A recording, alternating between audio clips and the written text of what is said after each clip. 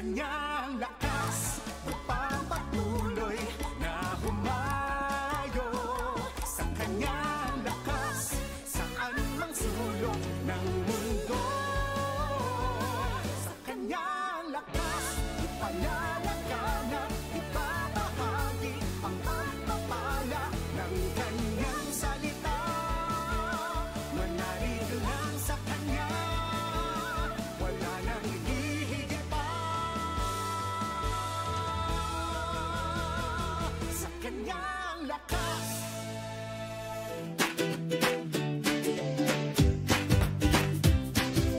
Mga kids! Ready na ba kayo? Are you ready? Tuwing Sunday morning, makakasama niyo kami para mag-enjoy sa mga kwento mula sa Bible. May kantahan at sayawan din. Kaya huwag kalimutan makinig every Sunday, 7:30 a.m. sa 1116 DXAS, your community radio. Mapapanood din ang Move Kids Radio sa ating official FB page and YouTube channel. Kita kids mga ka-move! Move Kids Radio!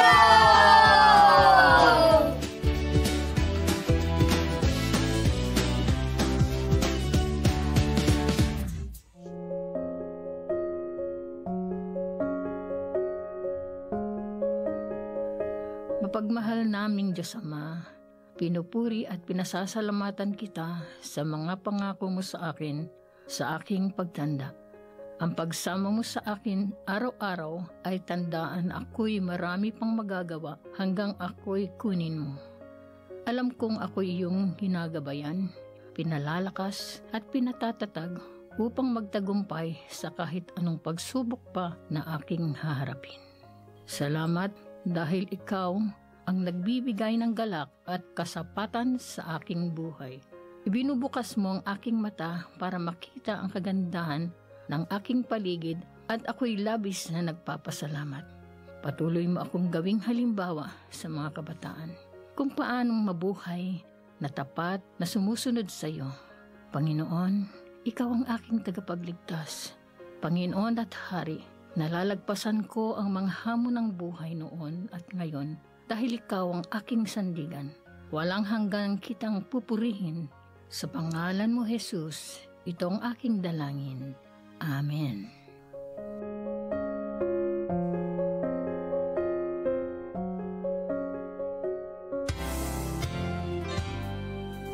Kayo pa rin ay nakikinig sa 1116 DXAS Radio Komunidad. Ito po ang programang Family Matters at kami po ang inyong mga kasama, Lola Seni at Marlene Cruz.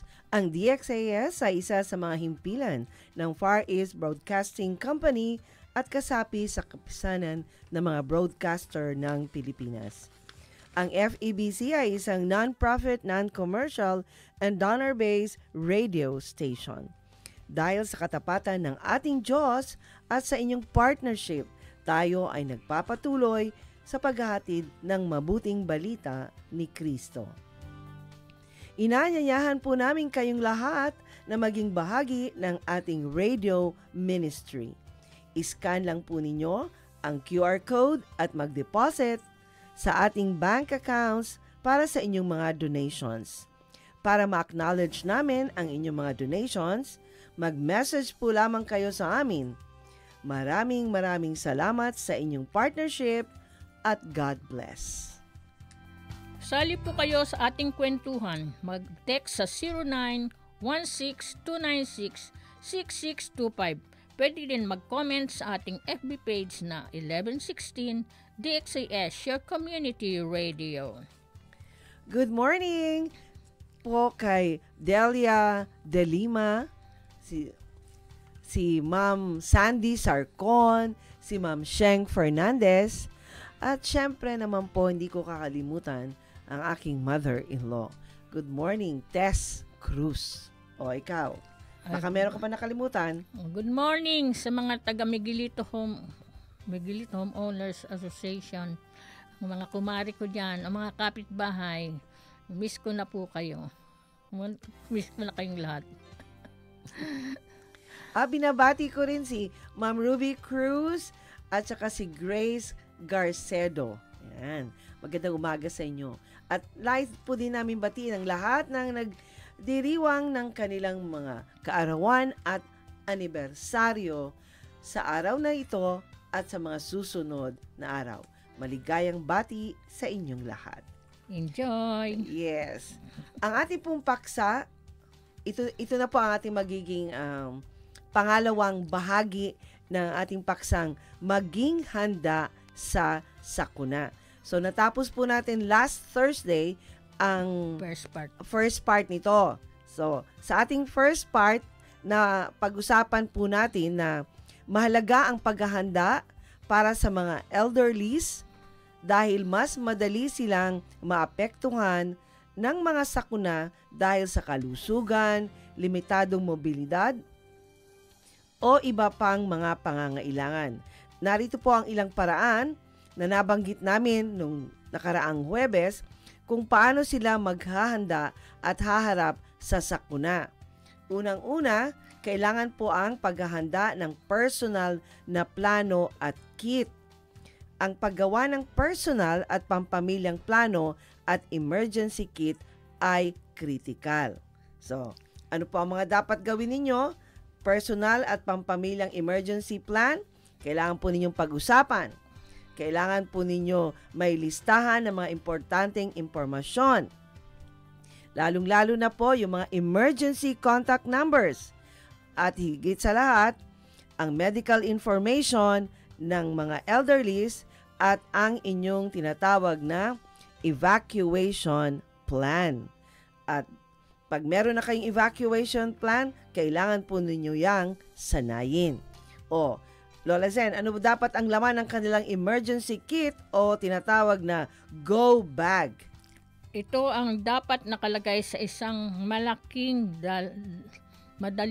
madaling dalhin na bag at madaling abutin at mas pinupunan ng mga pangangailangan ng mga nakakatanda. Katulad ng gamot, sapat na supply na iniresetang gamot ng 1 hanggang 2 linggo kung maaari, bitamina at mga kinakailangan medical supplies katulad na devices katulad ng eyeglasses. Kung meron kayong baterya na yung pang-BP, dalhin po ninyo hearing aids at ekstrang baterya yung saklay, canes or walkers. Tubig at pagkain. Hindi madaling masirang mga pagkain katulad ng delata. Siguraduhin po ninyong tingnan po ninyo ang expiration date. Yes, mahalaga yan. Upang hindi ho tayo makakain ng expired na pagkain.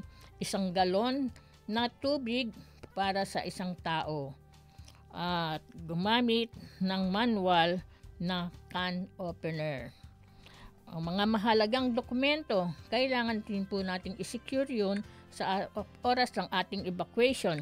Kopya ng ID, OSCA ID, birth certificate, medical records, insurance policies, at pera, cash. Kailangan po natin yun.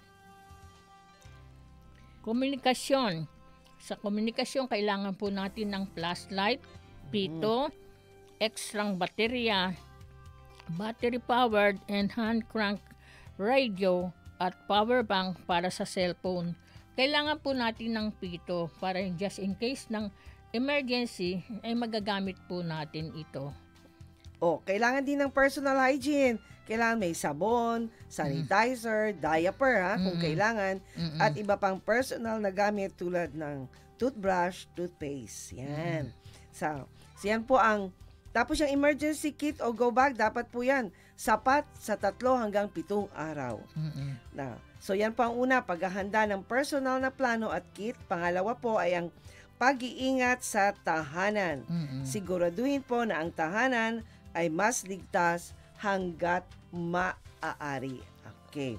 So sa ating pong ikalawang bahagi, atin pong pag-uusapan sa panahon ng sakuna, tulad ng lindol, bagyo, at baha, at paglisan, yung pag Evacuation. mag-evacuation, no? Oh, para po sa sakuna na lindol, okay? Ang dapat pong gawin pag may lindol ay yung tinatawag nilang drop, cover, and hold on. Mag-drop sa sahig at mag-cover sa ilalim ng matibay na mesa o desk. Huwag niyo pong gagamitin ang inyong kamay. Maghanap po kayo ng isang lugar na pwede kayong magtago sa ilalim na matibay. Habang Oo. humahanap po kayo, pag nakakita kayo ng matigas na bagay, pwede niyong ilagay sa inyong ulo Oo. upang kung may bumagsak po sa ulo ninyo, hindi po yung ulo niyo matatamaan at ang inyong kamay, kundi yung gamit nyo na ipinatong sa inyong ulo. Oo. Hanggang sa makakita kayo ng safe na lugar na pwede kayong magtago o hold on ang tawag nun. Oo. Ayan. Ngayon, pag nakatago na ho kayo sa isang lugar na sa tingin nyo ay matibay at kayo ay safe, no? Tulad halimbawa ng mga desk o mesa, mag-hold ho kayo doon. Ha? Doon kayo muna mag-stay Mag-watch. hanggang huminto ang pagyayanig. Yung Wag pakiramdaman po. nila. Huwag po kayong aalis doon. Makiramdam. Hintayin nyong matapos huminto ang pagyayanig. Iwasan po ninyo ang mga lugar na malapit sa bintana Na at may salamin. salamin. Yan. Umiwas po kayo doon. Umiwas din kayo sa mga lugar na may mga ang tawag dito, may mga cabinet na ang tataas, huwag kayo doon. Huwag. Yan. Umiwas po kayo doon. So, tandaan nyo ang drop, cover, and hold on. Ikalawa, kung kayo po ay nakahiga, tapos biglang lumindol, manatili po kayo sa kama at protektahan ang ulo gamit ang unan. Yung unan na medyo makapal. At saka hindi masyadong malambot kasi kung malambot yun, ninipis yun eh. Maliban na lamang kung may mga bagay sa itaas na maaring bumagsak. Kaya po, dahil alam natin na nakakaramdam tayo ng paglilindol, hanggat maaari po ang inyong katre ay wala pong mga bagay sa itaas na maaaring bumagsak. So tandaan niyo po, dapat ang higaan ninyo po hanggat maaari, wala pong mga bagay sa itaas na maaaring bumagsak. O ngayon, yan po ay kung may lindol. Ngayon, kung bagyo at merong baha, anong dapat gawin Lola Zen? Manatiling alam. O dapat talaga, yung bang updated, updated. Sige, Lola Zen. Laging makinig sa radyo o TV sa mga opisyal na babala at evacuation orders mula sa LGU at NDRRMC. At saka tingnan ninyo ang inyong cellphones kasi ang alam ko, nagbibigay ng notification ang NDRRMC tungkol sa mga bagyo at baha maging sa lindol. Nagre-ring yan. Minsan nga nagulat ako, ano yun? Ay nung pala yun, NDRRMC, mag-ano po yun. Hindi titigil yun hanggat hindi ho natin nababasa yung notice nila. Kaya, yung notification. dapat ang cellphone nyo po, kailangan Naka-load. may load kayo at full charge, kumbaga. Ikalawa, anong ikalawang dapat gawin? Lola Zen? Iwasan. O yan. Huwag lumabas o magmaneho sa baha. Yan. Huwag talaga. Dahil pag lumabas kayo sa baha, no? Maaring makuha nyo yung sakit na leptospirosis. Delikado. Yan, delikado yun. Lalo na kung meron kayong open wound, yung bang sugat, yan. Tsaka, iwasan din ninyo talagang lumabas kasi minsan pag medyo may kataasan ng baha. Baka tayo malunod. Oo, kasi minsan yung lakas ng agos o kaya may bukas ng manhole. Kaya iwasan po ninyo talaga ang paglabas at pagmaneho kung meron pong bagyo at baha. Ngayon, pag meron pong lindol at bagyo at baha at nasa panganib na ang inyong bahay, kung saan kayo, kailangan na talaga ninyo ang paglisan. Kailangan nyo na mag-evacuate. O, ano dapat? Ano dapat ang gawin, Lola Zen? Evacuation. Huwag magpanik. Yan talaga. Sundin ang inyong mapagkasundo ang plano at dalhin dalhin ang gobag. Yan, 'di ba? Sa unang bahagi nabanggit namin na kailangan po Nakaready talaga. na yung gobag. Ang pamilya ay meron pong tinatawag na evacuation plan. Kasi kung ano po talaga, no, kung talagang kinakailangan na talagang kayo'y lumisan, ano po yan? Dapat may plano ang pamilya. Mas mabuti na po yung handa. Tapos, syempre, handa na yung go bag nyo. Ang gagawin nyo na lang is, kukunin nyo na lang, dadalhin nyo na lang. Hindi nyo na kailangan pa maghanap-hanap. Hindi na. Handa na yan siya. Kaya, wala na kayong problema. Kaya nga sinasabing, huwag magpanik. Hindi na natin kailangan pong magpanik.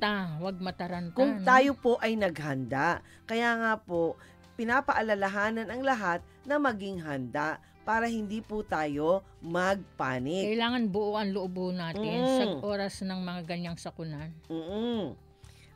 Ikalawa, humingi ng tulong.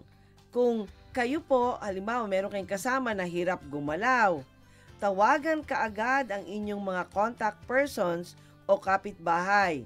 Nabanggit namin yan sa unang bahagi na kailangan may listahan po kayo talaga ng mga contact persons in case of emergency.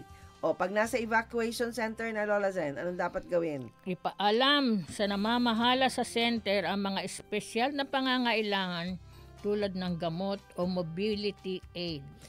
So yan po ang ating dapat gawin sa panahon ng sakuna tulad ng lindol, bagyo at baha.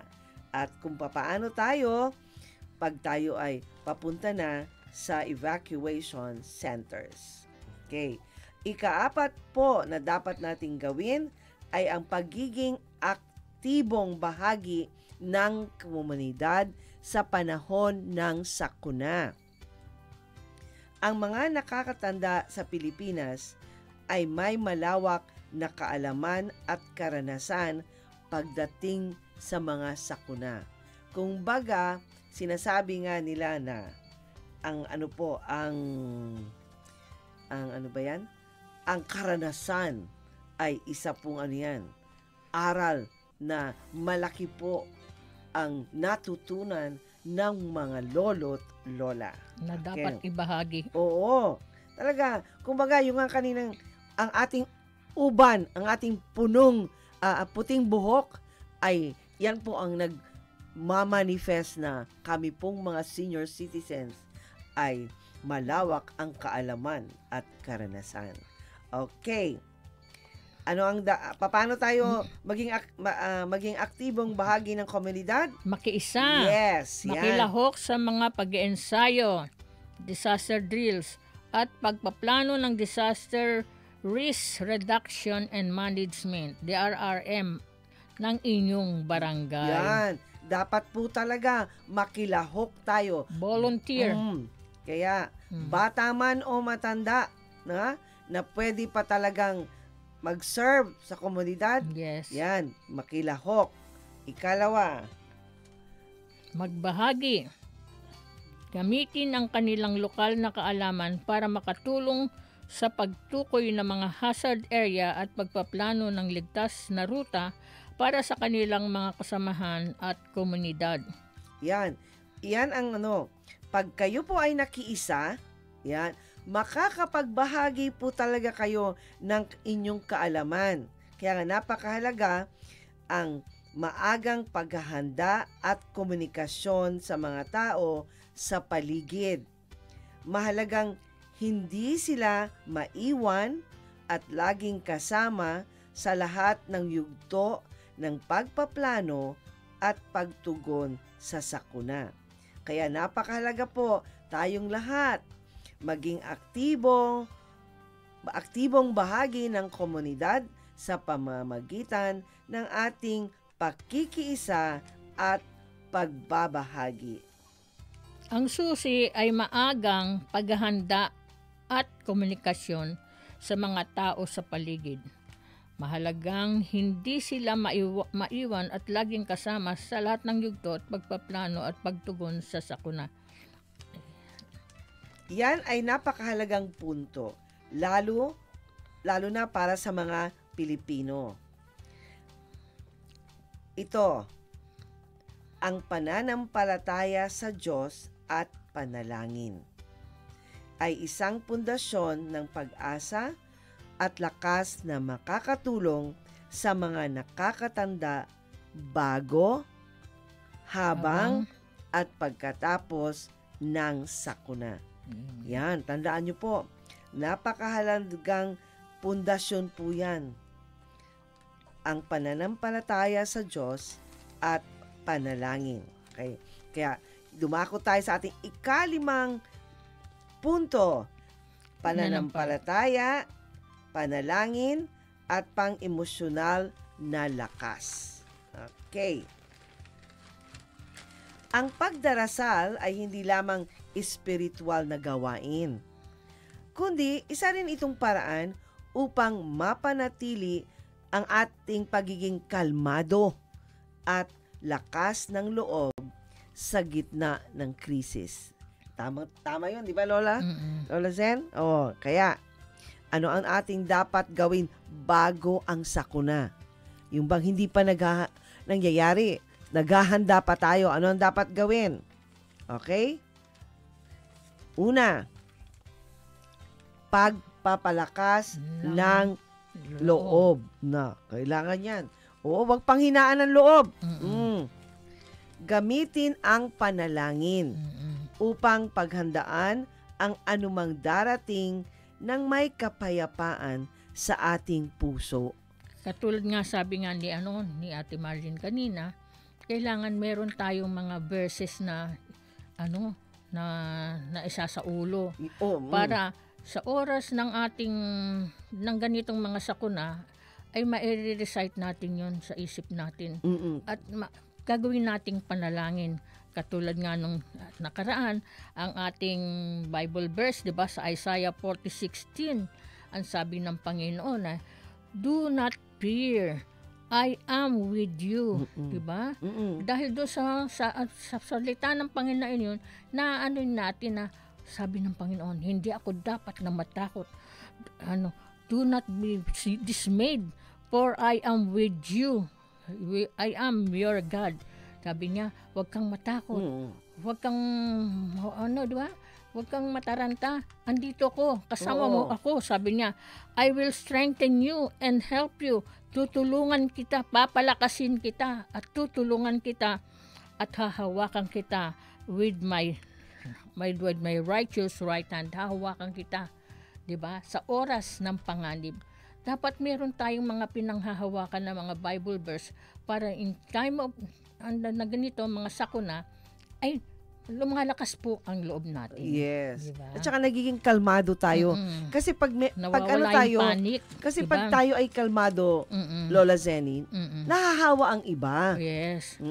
Makikita mo, the moment na parang pumapasok na sa'yo ang takot, magdasal ka, kumakalma ang mga tao, pati maging ikaw mismo na nagdarasal, ay yung mga kahit sino makakita, makarinig na nagdadasal ka, tatahimik yan sila, sasabay sila sa iyong panalangin. Yan po ang nagiging epekto ng panalangin. Kaya yan ay nagbibigay sa atin ng lakas ng loob. Okay. So yan po ang dapat nating tandaan sa paghahanda, yang panalangin. Hindi naman po kailangan kayo magmemorya ng magsaulo ng napakahabang Bible verse. Pwede namang isa, dalawa. Kumbaga, sa isang linggo, mga isa o dalawang talata ang mamemorya nyo, mainam na yun. Ako sa umpisa nahirapan, pero kinongratulate ko sarili ko nung ma-memorize ko ang Psalms 91. Psalms 91. Yan. At ginawa ko yan siyang panalangin tuwing gabi pag ako matutulog na, at saka pag merong pupuntahan. Yan ang aking talagang nire-recite palagi. O ngayon, dumako naman tayo sa habang nagaganap ang sakuna. Yan ang ating, kumbaga, pag-uusapan. Ano ang dapat nating gawin, Lola Zen, pag nagaganap na ang sakuna? Ano ba? Habang nagaganap ang sakuna, mananatili tayong kalmado. Maging kalmado pa rin tayo sa mga sandali ng takot at pag-aalala. Ang pagdarasal ay nagiging isang pinagmumulan ng kalmado at pag-asa.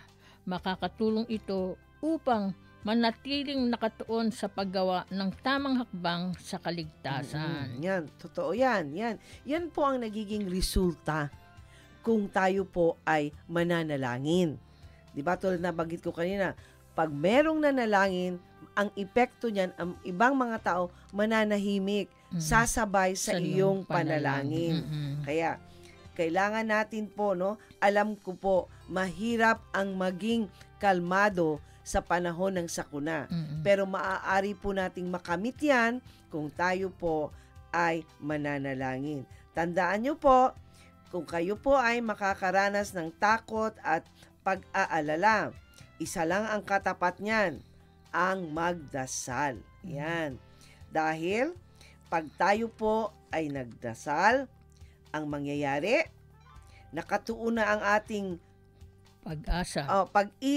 ating isip at puso sa paggawa ng tamang hakbang sa kaligtasan. Yan. O, anong sunod? So, manatiling kalmado. Ano yung kalawa, Lola Zen? Pag-asa. Yan, dapat magkaroon ng pag-asa talaga. Ang pananampalataya ay nagpapaalala na hindi sila nag-iisa at may mas mataas na kapangyarihan na gumagabay. Yan. Kasi, naku, yan ang maganda. Hope in the Lord. Dapat. Ang pag-asa po natin ay nakasalalay sa ating Panginoon. Kaya nga yung sabi nga doon sa ating Bible verse ngayon, di ba? Ang liwaliwanag sa awit 121, sa mga panganib ikaw ay ililigtas. Di ba? Correct. Nitong Panginoon siyang mag-iingat.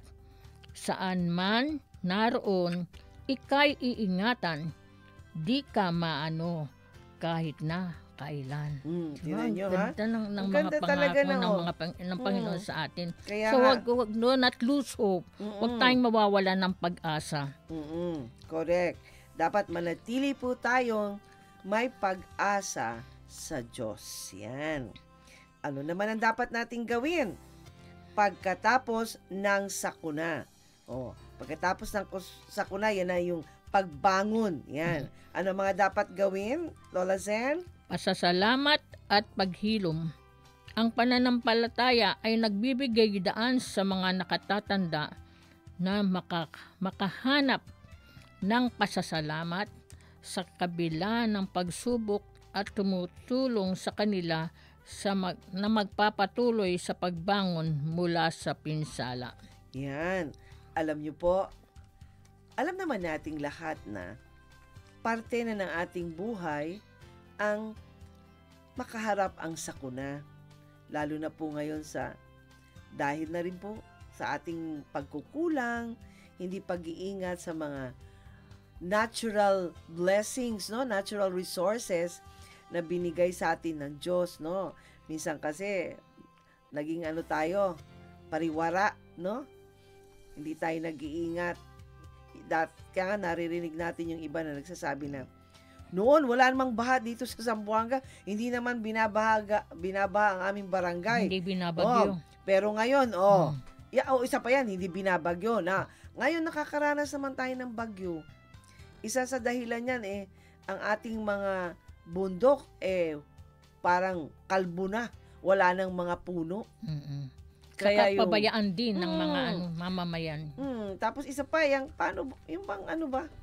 pagpapabaya natin sa pagtapon ng ating mga basura. Yes. Yan. Kaya ngayon, dapat nga tayo alam natin yan na mangyayari, alam natin. Kasi nga naging pabaya rin tayo. Oo.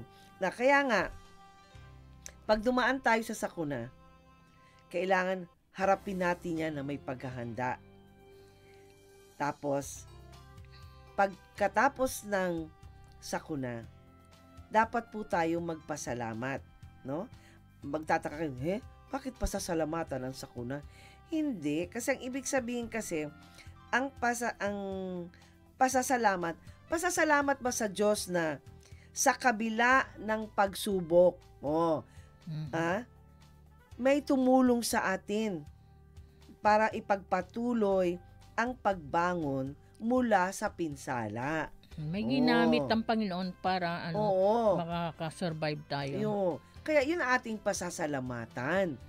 Kasi may mga ipapadala talaga ang Panginoon na mga tao na tutulong sa atin. Kaya dapat tayo ay magpasalamat. At dapat din maghilom ang ating mga puso sa sakit na dulot ng sakuna. Kasi hindi tayo pwedeng ano ba yung nakatutok ba? Stagnant. Oo, nakatutok ba, Lola Sen, dahil ito nangyari? Na. Parang tumigil na. Tumigil na yung mundo mo. Yes, oo. Tumigil na talaga. Parang nawalan ka na ng pag-asa na sa nangyari sa resulta ng sakuna. Hindi po ganun dapat. Matuto po tayong magpasalamat na meron pong tumutulong sa atin sa panahon ng sakuna. Nandyan po ang mga LGUs, nandyan po ang mga NDR-RMC, ang mga lokal na gobyerno, ang mga ibang lokal na gobyerno galing po sa ibang lugar. Napansin niyo po ba nung lumindol sa Cebu, 'di ba ang Davao City nagpadala, ang Zamboanga City, DSWD, DTI, ang dami pong nagbigay tulong. Yan po ang dapat nating ipasalamat. Mga radio program, TV program, di ba? Oo. Talagang nakiisa sila sa pagtulong sa mga taong apektado ng sakuna. Mga sakuna. Isa pa, pagsama-sama. Maari po nating hikayatin ang mga nakakatanda na makipag-ugnayan sa kapwa nila nananampalataya o sumama sa mga grupo ng panalangin sa evacuation center o komunidad. Prayer group. Yung tatawagan lang, tama yan, prayer group. Ang pagkakaisa at pagkakaibigan na dulot ng pananampalataya ay napakalaki pong suporta yan pagdating ng sakuna. Kaya dapat po tayong mga nananampalataya sa ating lahat ng mga tagapakinig, dapat po tandaan ninyo, makipag-ugnayan po kayo sa kapwa ninyo nananampalataya o sumama sa mga grupo ng panalangin sa evacuation center o sa inyong komunidad. Sa madaling salita, ang pananampalataya ay nagiging isang emosyonal at mental na go bag. Di ba? Merong isang go bag na nakalagay lahat ng mga gamit na kakailanganin. Meron pang isang bag na dapat dala ninyo, pero hindi nyo yun pisikal na nahahawakan. Yan nga po ang panalangin.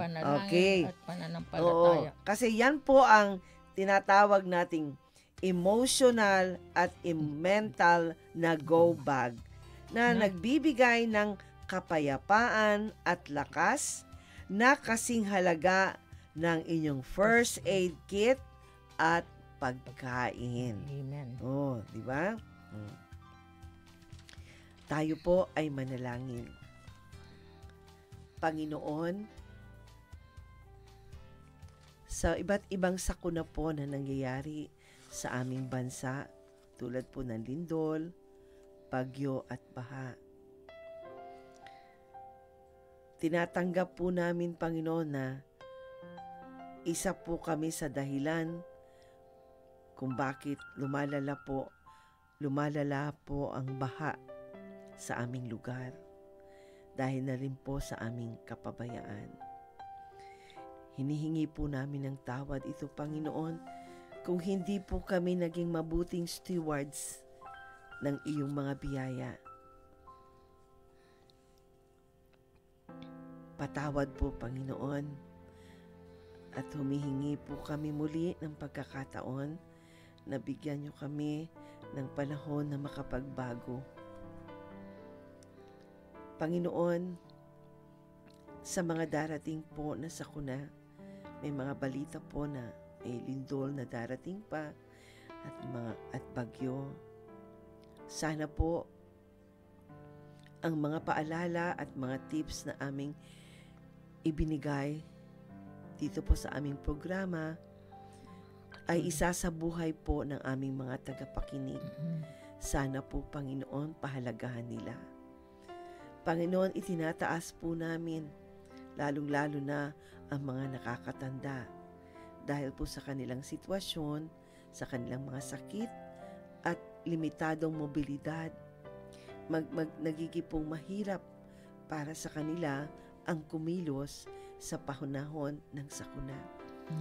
Idinadalangin po namin, Panginoon, na magpadala po kayo ng mga taong may mga buting puso na sila po ay asikasuhin, lalong-lalo po ng kanilang miyembro ng pamilya, na hindi po sila pababayaan sa panahon ng sakuna. Panginoon, idinadalangin po din namin ang aming mga elderlies na may sakit. Panginoon, hipuin mo po ang kanilang katawan na sila po ay gumaling at sana po ang mga gamot na kanilang kailangan ay maibigay sa kanila at ang mga gamot na po yun ay makatulong po talaga sa kanilang mga sakit at sana po bigyan mo po sila ng pinansyal na probisyon para po mabili nila ang kanilang mga gamot at iba pang pangangailangan sa araw-araw.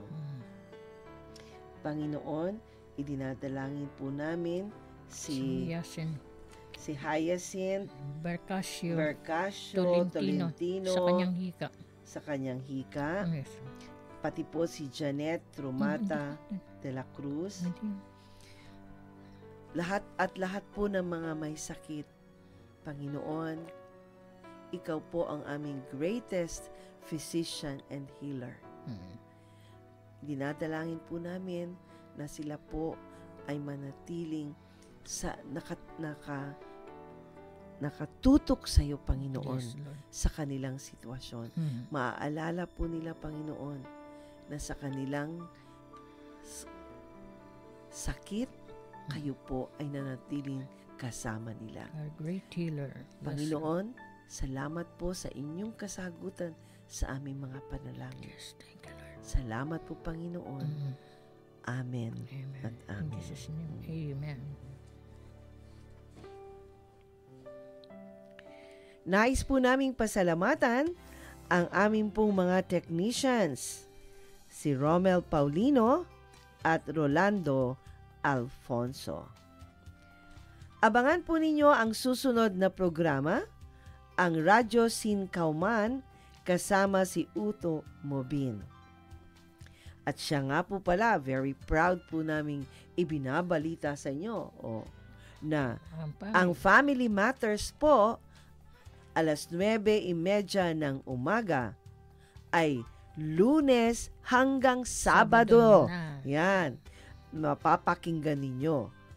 Kaya tandaan nyo po Lunes hanggang Sabado ay mapapakinggan ninyo ang Family Matters tuwing alas 9:30 ng umaga.